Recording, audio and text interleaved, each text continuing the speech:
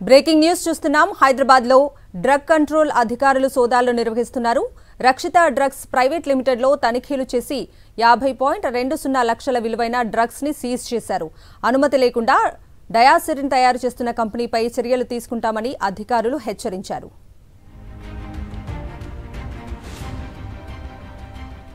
ఇక ఇదే అంశానికి సంబంధించిన పూర్తి అప్డేట్స్ ని మా ప్రతినిధి వాసుని అడిగి తెలుసుకుందాం. వాసు,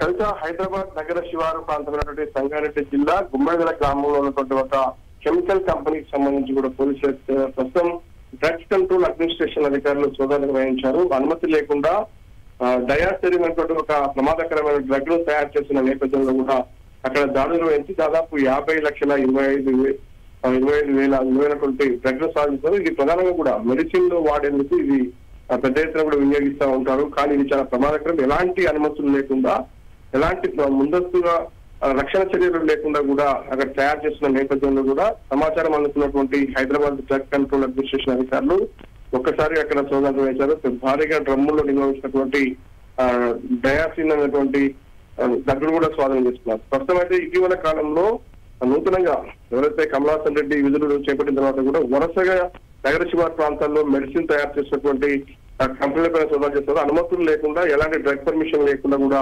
ఎవరైతే ప్రమాదకరమైన మెడిసిన్ తయారు చేస్తారో వాళ్ళందరూ కూడా సీజ్ చేసిన పరిస్థితి కనిపిస్తుంది. ప్రస్తుతం సంగారెడ్డి జిల్లాలో మాత్రం డ్రగ్ కంట్రోల్ అధికారుల సోదాలు అయితే కొనసాగుతూ ఉన్నాయి. Right Vasu, thank you for the updates.